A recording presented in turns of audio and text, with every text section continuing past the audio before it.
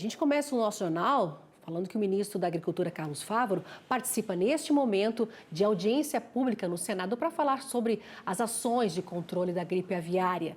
E é para lá que nós vamos agora acompanhar um trecho ao vivo.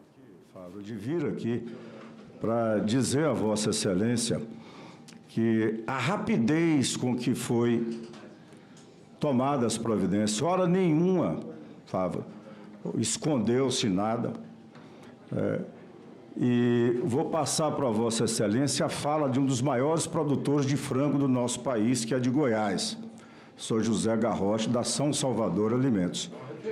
Então, quando logo Vossa Excelência anunciou, liguei para ele no dia seguinte, e ele disse, olha, foi muito rápido o Ministério, pessoa do ministro, se for falar com ele, agradeça pela celeridade, hora nenhuma nós deixamos de ser atendidos. E eles estão ansiosos, porque sabem que o problema está sendo resolvido já, ou já foi resolvido, nos próximos dias aí, com certeza, como diz aqui o Reis, já vai ser liberado esses outros países aí, como a China, como o Japão, se eu não me engano, e a Europa, mas alguns países só estão na região. Acho que o próximo passo aí, eu acredito que a China vai abrir já para a importação aí do nosso frango aqui e de embutidos e tudo mais. Então, Fávaro, quero dizer para você, ministro, que eu estou muito orgulhoso de Vossa Excelência fazer parte do PSD e, num momento como esse agora, a resposta vir rápido e receber elogios e muita gente elogiando presidente Zequinha, da atuação do ministro e o Ministério. Portanto, eu quero parabenizar Vossa Excelência e toda a equipe do Ministério pela rapidez nas ações e não escondeu nada a hora nenhuma, tá?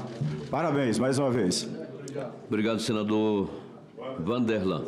Ministro, retorne com a palavra. Posso agora?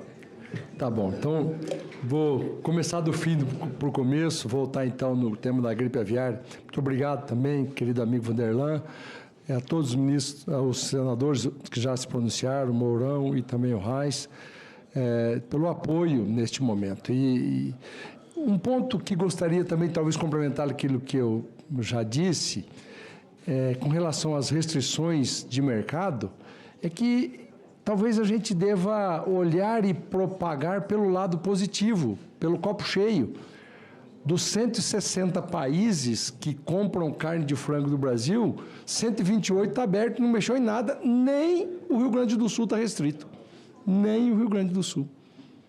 13 o Rio Grande do Sul e 24 o Brasil todo. Então, assim, a imensa maioria, ao não se manifestar contrário, senador Jaime Campos, já reconheceu a força do sistema brasileiro. 128, a gente tem que dizer isso, esse reconhecimento, com todo o respeito àqueles que restringiram, porque tem um protocolo e eles estão cumprindo, tudo certo. Mas com confiança, com transparência, nós vamos restabelecer a restrição, que é também a proposta do senador Reis, para trazer para dentro do raio esse que eu quero. Eu só gostaria de pedir, Reis e senador Mourão, todos os demais senadores, em especial do Rio Grande do Sul, uma paciência, e talvez é difícil pedir paciência para quem sofre. E a gente vai seguir nesse assunto, porque eu vou conversar agora com a jornalista e comentarista aqui do canal, Ana Amélia Lemos. Muito bem-vinda, Ana. A gente viu aí o ministro falando no lado positivo, não é?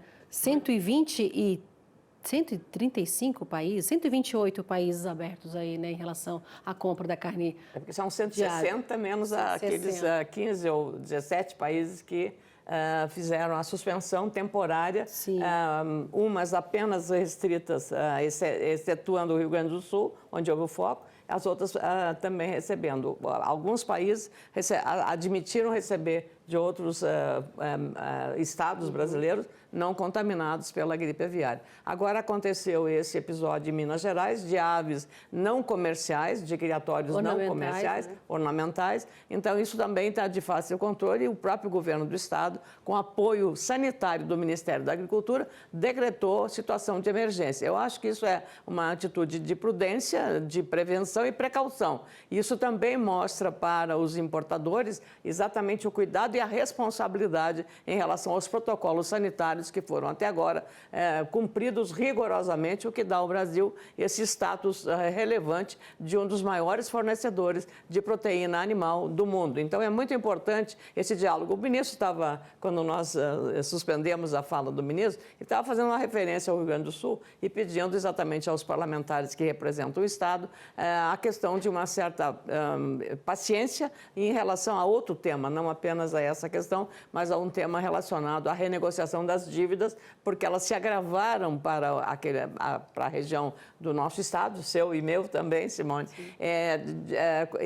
decorrente das prolongadas alterações climáticas, com secas ou estiagens e também com as enchentes, 2 enchentes e pelo menos 4 estiagens em safras subsequentes. Então, isso, de fato, o governo precisa tratar de maneira diferenciada para evitar um colapso num estado que foi o berço de todo o processo de celeiro agrícola brasileiro. Começou no Rio Grande do Sul, porque se você for comparar Mato Grosso do Sul, vai ver que tem núcleos que são todos eles idos a grande parte do Rio Grande do Sul. Por isso se fala da diáspora de bombachas, né, que é a saída dos gaúchos levando a sua tecnologia para várias regiões. Estão aí em todo o território nacional, além do CTG e do Bom Churrasco.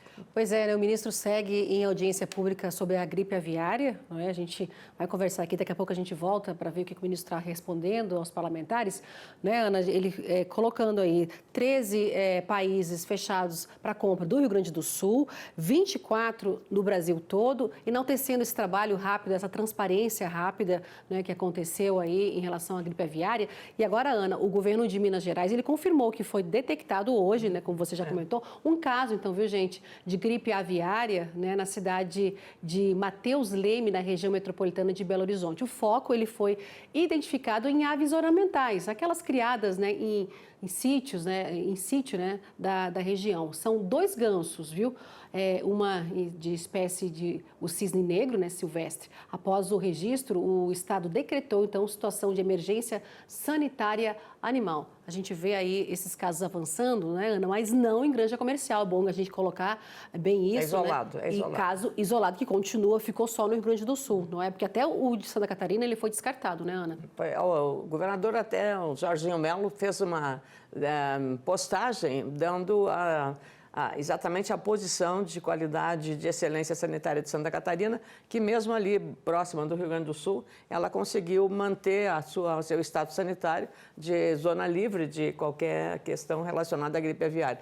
É bom lembrar também, né, Simone, que Santa Catarina é o maior estado produtor na área da avicultura. É o segundo, né, Ana? É o segundo maior, está ali dividido, né, no Rio Grande do Sul, Santa Catarina, Paraná, da produção não só de carne de aves, carne de frango e outras aves, também eles produzem carne de pato, que são grandes produtores, e carne de outras aves e também carne suína. Então, Santa Catarina é um estado que tem aliás, foi o primeiro estado brasileiro a obter a certificação de zona livre de aftosa sem vacinação. E foi até uma questão muito, muito distinta, porque sendo um território dentro do continente brasileiro, né, de todo o território nacional, eles conseguiram regionalizar Santa Catarina, dada a excelência sanitária que o estado possui. Por isso o governador também saudou exatamente, acho que o esforço coletivo da autoridade, com o Ministério da Agricultura, que está trabalhando muito corretamente, foi elogiado agora há pouco ali na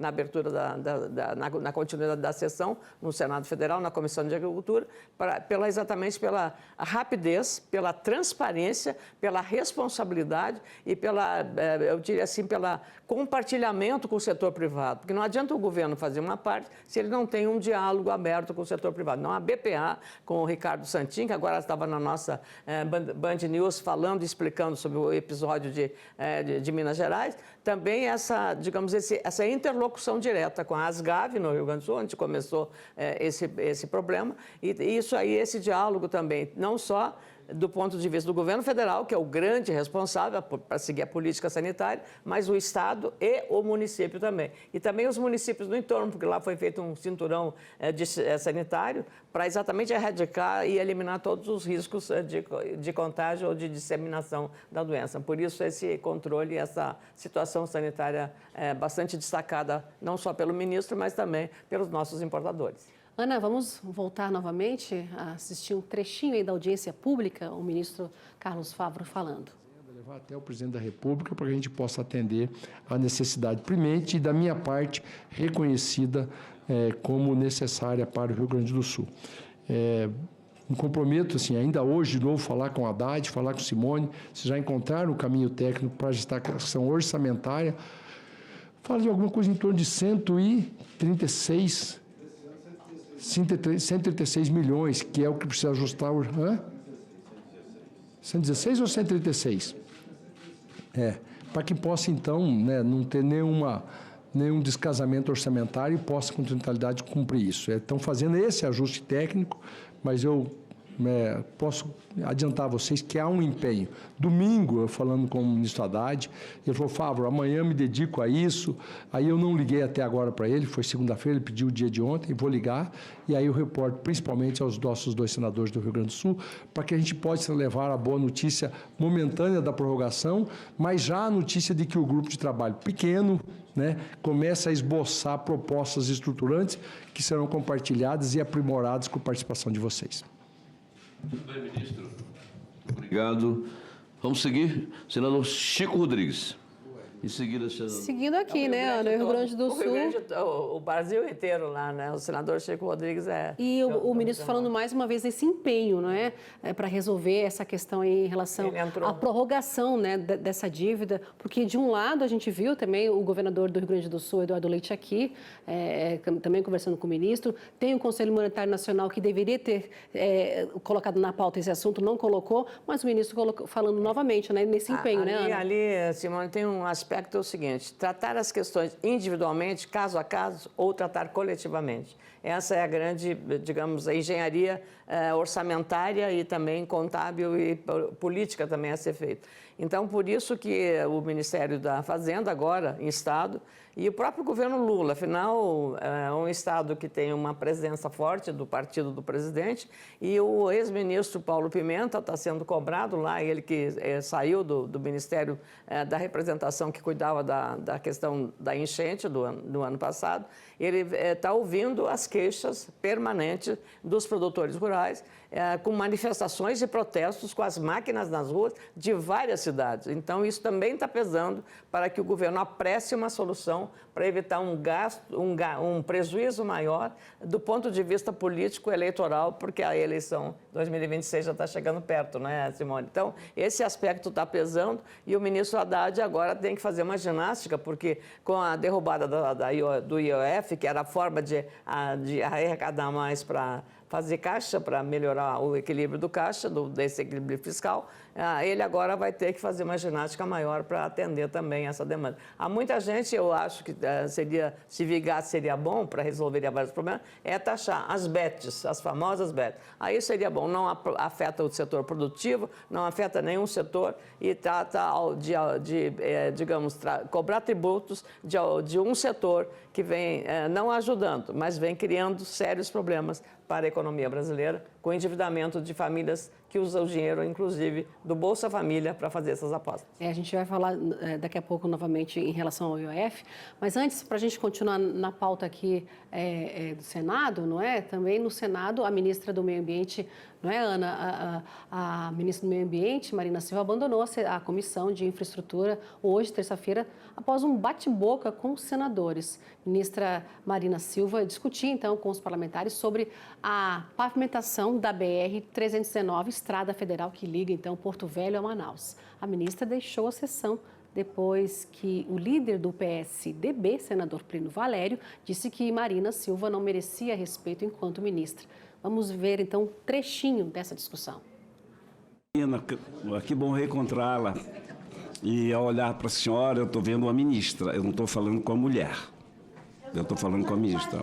Não, eu estou falando com a ministra. O senhor está falando com as duas coisas. Porque a mulher disse... merece respeito, a ministra não. Por isso que eu quero separar. Ministra, vamos assegurar. Vamos assegurar a palavra. Não provoque. Por favor, não provoque. Por que o senhor não me respeita por favor, como ministro? não provoque. O senhor que disse que Aí eu queria vou fazer me uma questão de enforcar. ordem. Quem Vamos, o senhor presidente, que disse eu vou que queria me pedir ao enforcar. plenário. Presidente, O uma senhor questão que de ordem, disse que presidente. queria me enforcar.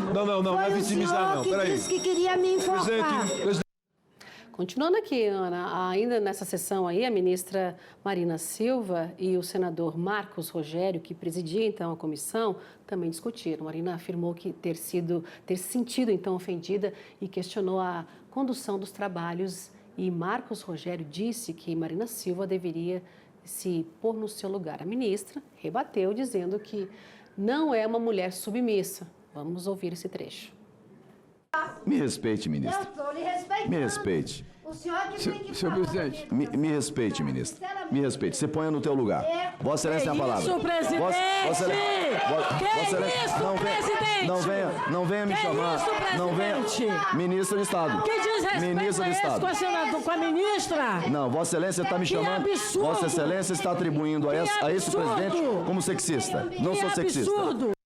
Gritos, dedo na cara, abandono de sessão, ou seja, era para ser uma discussão saudável. Cenário trágico, um cenário triste, muito ruim triste. da gente estar mostrando aqui, né, Ana? Olha, Simone, é um cenário lamentável, sob todos os aspectos. E aí não tem anjos nesse debate. O lamentável é que essa guerra não terminou. Agora a comissão vai convocar a ministra para voltar lá. Espero que os desaforos de parte a parte não aconteçam na segunda sessão desse espetáculo dantesco. Agora, cabe uma pergunta.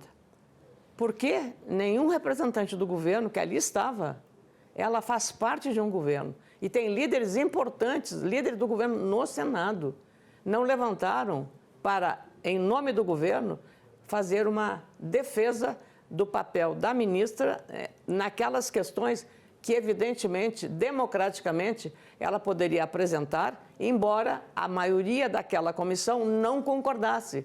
Especialmente porque no regime democrático é isso. Você apresenta suas opiniões e o ponto divergente vai ter os seus argumentos para contestar ou, então, para acolher ou não acolher ou modificar o que foi apresentado. Simples assim. A maior parte eram senadores da região norte do país que são impactados por obras que são relevantes para aquela região e para outras também. A duplicação da 101 na parte sul do Brasil foi exatamente viver um drama desse. O próprio presidente Lula, eu lembro, estava como jornalista naquela época, hoje continuo também, e o presidente Lula disse, pois imagina, só uma perereca que está atrapalhando as obras lá num determinado trecho dessa rodovia tão importante. Hoje ela já está obsoleta, já precisaria de uma duplicação maior ainda dessa rodovia tal, e é o movimento que ela tem. Agora, você imagina, naquela região, a questão da logística de uma região que está se expandindo na produção, Zona Franca de Manaus, e também até os acessos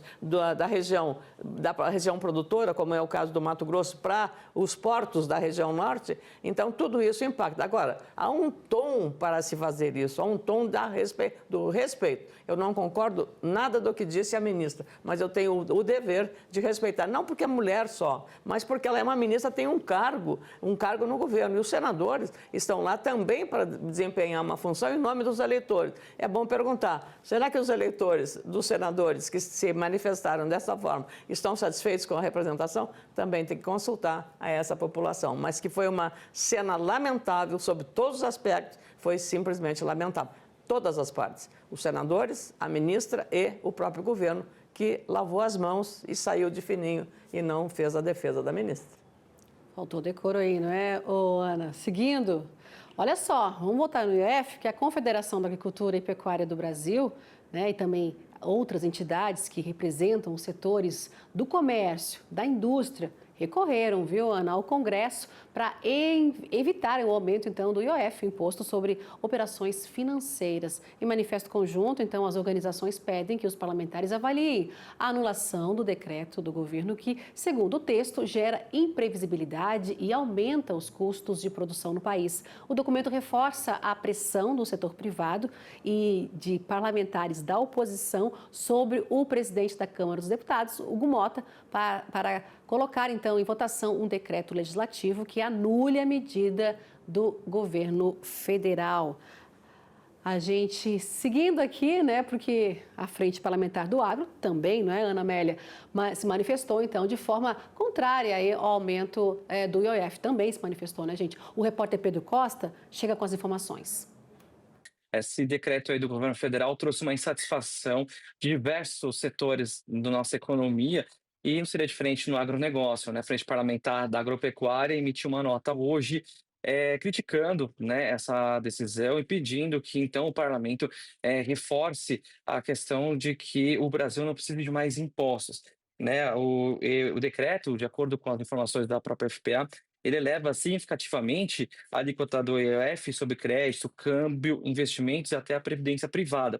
Além disso, ele critica que pode encarecer custos, a frente critica que pode encarecer custos das operações financeiras, gerar ainda mais insegurança jurídica e comprometer ainda mais a questão no âmbito de negócios, uma vez que o Brasil segue na rota de novos investimentos e o agronegócio são setores que sempre tem investimentos, quanto mais investimentos, tanto internos quanto externos, principalmente, é um atrativo ainda maior e essa questão aí mudaria muito a rota. Então, a crítica feita pela FPA, lembrando que é a maior bancada no agronegócio. Pois é, né? FPA, setor produtivo, todo mundo nessa pressão para evitar... Olha, Simone, fazia muito tempo que até o presidente da CNI, o Ricardo Alban, um baiano, não tinha ele pessoalmente se manifestado. Hoje ele fez um pronunciamento duro a respeito disso. Creio que o presidente da Confederação da Agricultura também se manifesta através dos seus porta-vozes. A Frente Parlamentar, da mesma jeito, a Confederação Nacional do Comércio, todas as entidades unidas contra exatamente essa tributação.